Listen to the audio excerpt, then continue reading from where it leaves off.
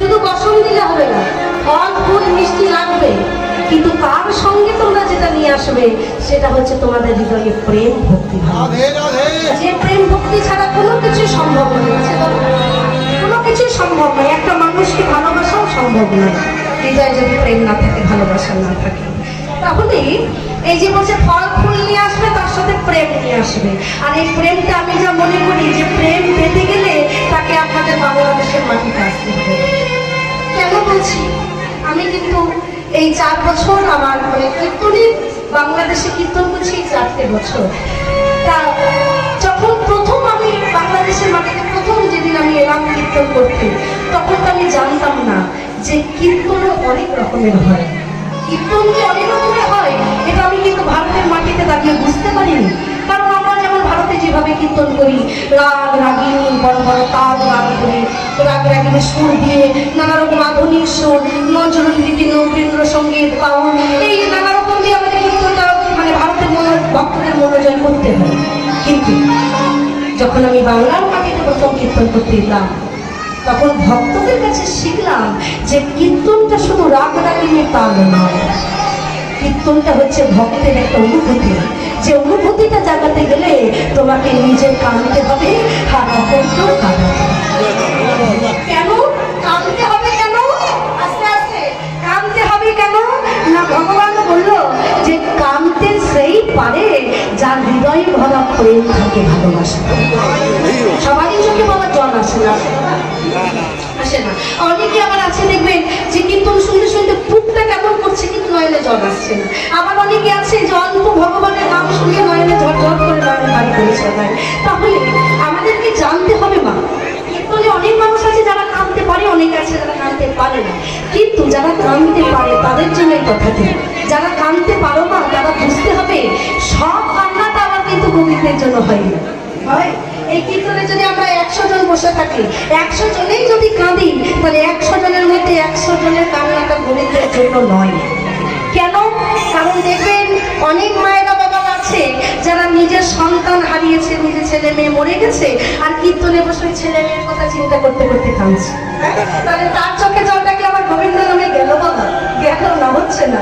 আবার অনেক মায়েরা আছে যারা নিজের স্বামীকে হারিয়েছে, এই কীর্তন শুনতে শুনতে আহারে আমার স্বামীটা চলে গেল, স্বামীর কথা চিন্তা করতে করতে কাঁদছে। তাহলে বিচার এটা করতে হবে যে আমরা তো কীর্তনে বসে কাঁদছি, আমরা সবাই কীর্তনে বসে কাঁদছি, কিন্তু কোন কান্নাটা আমার গোবিন্দের জন্য আর কোন কান্নাটা সংসারের জন্য, এটা কি করে বুঝবো?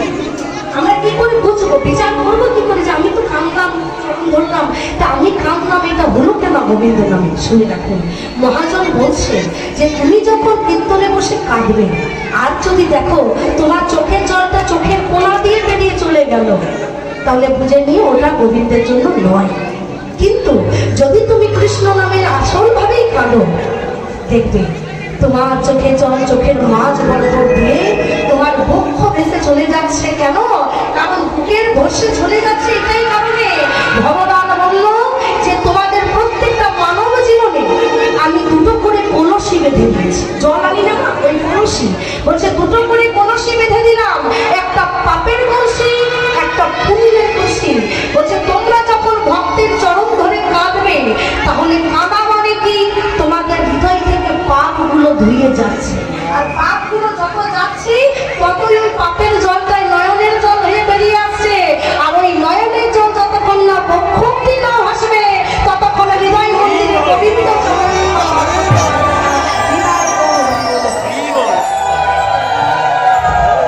এই বক্ষ মাঝে ভগবান আছে বলেই, বক্ষ মাঝে গোবিন্দ আছে বলেই তো বাবা ভোলানাথ সমুদ্রের মধ্যে যেমন বিষ উঠেছিল, স্বর্গের দেবতা দেবদেবী বলছে ভোলানাথ এই বিষ যদি মাটিতে পড়ে মাটি বিষাক্ত হয়ে যাবে, এই বিষ যদি আকাশে বাতাসে উড়ে যায় পশু পাখি শেষ হয়ে যাবে, এই বিষ যদি জলের মধ্যে যায় প্রাণীগুলো মানে মরে যাবে, তাহলে কি করবো ভোলানাথ?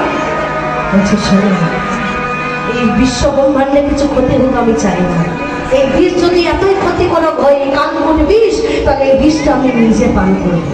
নিজে পান করছে আর মনে মনে ভাবছে যে আমার ভেতরে তো, আমার অন্তরে তো গোবিন্দ আছে।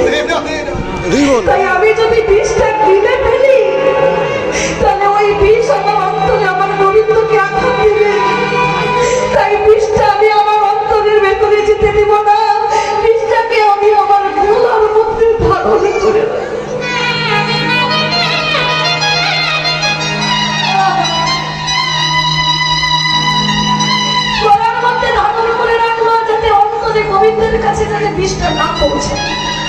গোবিন্দ মনে মনে ভাবলো, ভোলানাথ তুমি তুমি আমার অঙ্গে বিষ যাবে না বলে তুমি গলার মধ্যে ধারণ করলে, শুনে রাখো যে আমার জন্য কিছু করে আমি তার জন্য কিছু করি। তোমার এই ঋণ আমি একদিন শোধ করবো। আমি ঠিক সময় মতো করে ঋণ শোধ করবো, করেওছি। তবে যখন যুধিষ্ঠির যখন রাজস্বীয় যজ্ঞ করেছিল, কৃষ্ণ সবাইকে সব দায়িত্ব দিচ্ছে। সবাইকে সব দায়িত্ব, ভীম তুমি এই ভোজনের ব্যবস্থায় থাকবে, ভক্তদেরকে খাবার পরিচালনা করবে। দুর্যোধন তুমি এখানে থাকবে, এই তুমি এখানে থাকবে, তুমি এখানে থাকবে। রাজা যুধিষ্ঠির বলছে, ও সখা তুমি তো সবাইকে সব দায়িত্ব দিলে, তা তুমি কিছু দায়িত্ব নেবে না? তুমি কিছু দায়িত্ব নাও। কৃষ্ণ তখন বলছে, শোনো, সবাইকে যখন দায়িত্ব দেওয়া হলো, একটা দায়িত্ব আমি নিজে করে রেখে দিয়েছি, যেটা কাউকে দিই নাই। সেটা কি? এই রাজস্বীর যজ্ঞে যত যত ভক্ত আসবে, সকল ভক্তের চরণ ধোয়ার দায়িত্ব আজকে সকল ভক্তের চরণ ধোয়ার দায়িত্বটা আমার, এটা আমি আমার জন্য তুলে রেখেছি। এবার দেখুন, আপনারা জানেন বাবা, যে ওই যজ্ঞে দেবতা দেবী অনেকেই সবাই এসেছে, সবাই জানেন। এবার লাইনের মধ্যে সবাই দাঁড়িয়ে আছে, মানে ভক্তরা এক এক ভক্ত এক চরণ ধোয়াচ্ছে। তো দেখুন, আরে আজকের এই স্বভাব কিন্তু ছিল, এই অভ্যাস কিন্তু সবখানে ছিল, কিন্তু কিছু আমাদের মতন কীর্তনিয়া আর কিছু কমিটির লোকের জন্য এই বিষয়গুলো হারিয়ে গেছে। এই চরণ ধোয়ানো, এই সম্মান দেওয়া, এগুলো কিছু কীর্তনিয়াদের জন্য এবং কিছু কমিটির জন্য এই বিষয়গুলো হারিয়ে গেছে। কৃষ্ণ যখন সকলে পা ধোয়াচ্ছে, সবাই লাইন দিয়ে দাঁড়িয়ে আছে, ওই লাইনে দাঁড়িয়ে আছে বাবা ভোলানাথ। বাবা ভোলানাথ চিন্তা করছে, কৃষ্ণ তুমি সবার চরণ ধোয়াতে পারবে, কিন্তু আমার চরণ ধোয়াতে পারবে না, কারণ আমি এত বড় পাপ নিতে পারবো না যে আমার হাতে আমি আমার নিজের চরণ ধোয়াবো। এবার সবাই যখন চলে যাচ্ছে, সবার চরণ ধোয়ানো শেষ, এবার মানে পেছনে এবার এক নম্বরে পড়ে আছে ভোলানাথ। ভোলানাথ মনে মনে ভাবছে, এমন কিছু করতে হবে যে যাতে আমার চরণ যাতে কৃষ্ণ না করতে পারে। কি করি ওরে বাবা, এবার তো যেতে হবে। কি করি? সাথে সাথে একটা কুকুর বেশ ধারণ করে, বাবা বসুন, বাবা বসুন, একটা কুকুর বেশ ধারণ করলো। কুকুর, আর কুকুরের কটা বাবা, পা কটা? চারটে পা। এবার কুকুর যখন দিচ্ছে, ঠিক এইভাবে পা দুটোকে এরকম ফাঁকা করে কৃষ্ণ চরণ ধরছে, পা দুটো ফাঁকা করে এক একে কৃষ্ণ চরণ ধরেছে ভক্তের। এবার পা দুটোকে যখন কৃষ্ণ ফাঁকা রেখেছে, ভোলানাথ চিন্তা করছে, এই তো আমি হয়েছে কুকুর, এখন কুকুর হয়ে পা দিয়ে চলে যাব, দৌড়ে কৃষ্ণ ধরতে পারে। এবার কুকুর সেজে কৃষ্ণের পায়ে থেকে মানে শুধু মাথাটা বের করেছে, মাথাটা বের করেছে। কৃষ্ণ মনে মনে ভাবছে, ভোলানাথ তুমি কি ভাবলে চিনতে পারি নাই? তোমার সঙ্গে যে পূর্ব জন্মে জন্মে আমার সম্পর্ক, তুমি সবার চোখে ফাঁকি দিলে ওই কৃষ্ণ চোখে ফাঁকি দিতে পারবে না। তাই শুনে রাখো ভোলানাথ, তুমি মনে মনে ভেবেছ তোমার মতো দুটি ভক্তের চরণ ধোয়াতে না পারলে তুমি আমার মঙ্গল কামনার জন্য তুমি চারটে চরণ দিলে, অন্য ভক্তের দুটি চরণ ধোয়াতে গেলে পুণ্য কম হয়ে যেত, আর আমার পুণ্য বেশি হবে বলে তুমি তোমার চারটে চরণ দিলে।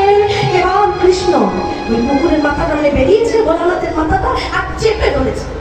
যেই না চেপে ধরেছে, তার তারাই করে ভোলানাথ বলছে, কৃষ্ণ ছেড়ে দাও, কৃষ্ণ ছেড়ে দাও, কৃষ্ণ ছেড়ে দাও। কৃষ্ণ মনে মনে ভাবছে, ভোলানাথ তুমি তো আমার অঙ্গে এক ফোঁটা বিষ আনতে দাও নাই, তুমি নিজে তোমার গলার মধ্যে ধারণ করেছিলে, আর আজকে তুমি নিজে চরণ ধোয়াতে দেবে না বলে তুমি পালিয়ে যাচ্ছ, কিন্তু তুমি নিজেও জানো না আজ তুমি কত বড় পুণ্যের কাজ করেছো। কি পুণ্য? না পুণ্যটা এটাই, এত এত মানুষের দুটো চরণ ধোয়ালাম, আর তুমি তোমার চারটে চরণ এগিয়ে দিলে।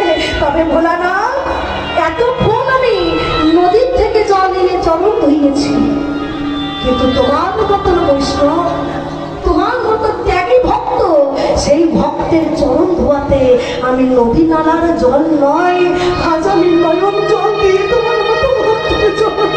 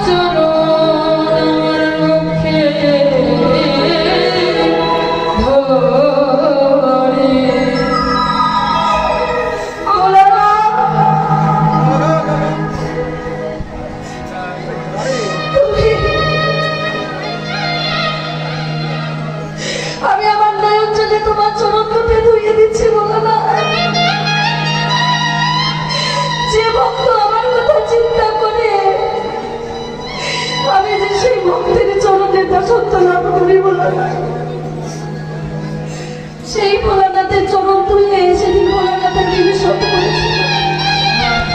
আপনারা জানেন বাবা ভোলানাথ হচ্ছে এই ত্রিজগতের সর্বশ্রেষ্ঠ বৈষ্ণব, সর্বশ্রেষ্ঠ ভক্ত। জানেন আপনারা তার মতন ভক্ত এই দুনিয়ার আর কেউ নেই, ওনার মতন ভক্ত। কেন? কারণ উনি ভক্তিটা অর্জন লোক দেখানোর জন্য নয়, গোবিন্দকে পাওয়ার জন্য করেছে। অনেক ভক্তরা, আমি অনেক জায়গায় অনেকভাবে কীর্তন করতে যাই, অনেকেই বলে কি তত্ত্ব কথা বলবেন, দেহ তত্ত্ব বলবেন, এই তত্ত্ব বলবেন। ওরে বাবা, তত্ত্ব কে জানে? তত্ত্ব যে জানবে সে কখনো ঘরে থাকতে পারবে না। তত্ত্ব জেনেছে ভোলানাথ, তাই সংসার ছেড়ে শ্মশানে ঘাটে গিয়ে পড়ে আছে।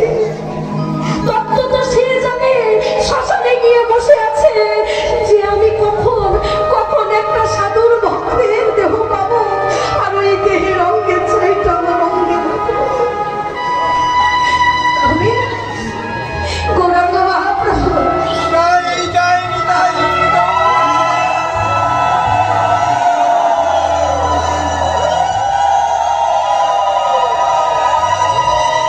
সেই বাবা ভোলানাথ অদ্বৈত ঠাকুর হয়ে যদি আর দাঁড়ে দাঁড়ে নাম বিতরণ করেছে। যাই হোক, আজকে গৌরাঙ্গ মহাপ্রভু ভক্তদেরকে বলছেন বিলম্ব করো না, চলো আমরা আরাধনা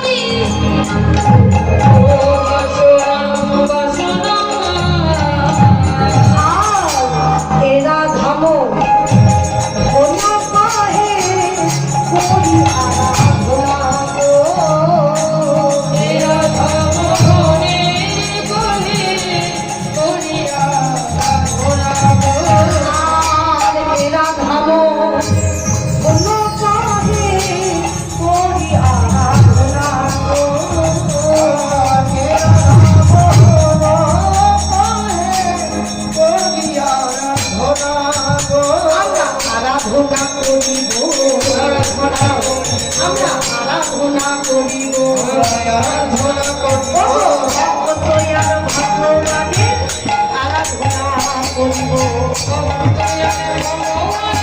আরাধনা করিব, আমরা ভক্ত